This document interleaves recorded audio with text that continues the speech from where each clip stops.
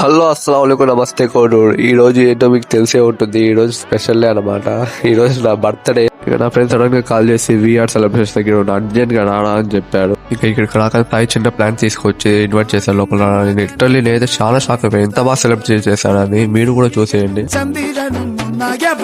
കാലം കാത്ത് വച്ച രക്ഷകനെ സംഹാരകനെ ഞങ്ങൾ കണ്ണനായി വന്നവനെ ഭയമേ മാറിപ്പോ നീ അണ്ണൻ വന്നാൽ തുമ്പിട്ടുന്നില്ല ഇരുട്ടിൽ സിറ്റി വാടും രാജാവുക്ക് എല്ലാരും